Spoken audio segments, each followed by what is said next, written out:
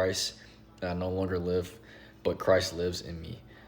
The life I now live in the body, I live by faith in the Son of God who loved me and gave himself for me. Right? And so that verse kind of reminded me of the daily verse we talked about, 2 Corinthians 5:17. So let's go back to that real quick.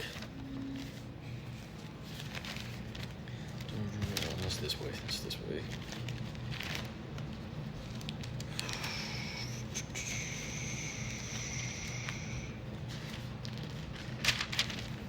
Yes, so 2 Corinthians 5:17, which says, "Is therefore, if anyone is in Christ, he is a new creation. The old has passed away, and see, the new has come." Right? So basically, just talking about how we need to embrace the new selves of Christ, right? Let go of that old self and all the conviction you have for that old self, and thinking that God is not forgiving you, but he already has, right? That's how much love he has, right? He can't even remember what you even did in the past right now, right? Because you're already renewed in Christ. So we have to stop beating ourselves up so much into thinking that God hates us for what we've done in our past. And no, like, he woke you up another day. He woke you up another day in this life, which means he is not done with you, right?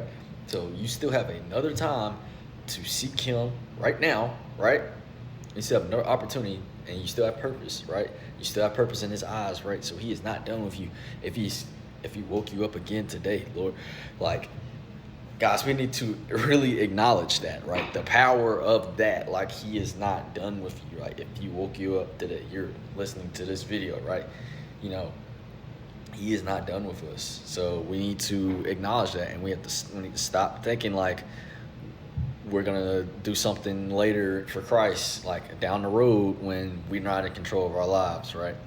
So that's why we need to act now and not later. Stop thinking that later mindset and act now, right?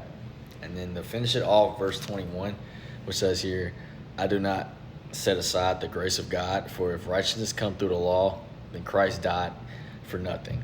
Right? So what I said here is we are justified through the grace of God. So let's stop relying on our own efforts to live a righteous life, right?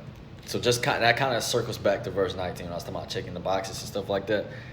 We need to acknowledge how good the grace of God is, and know that our own efforts can't take us to heaven, right? We can't stop saying like, "Oh, I helped this many people today. I wonder if God's happy about that.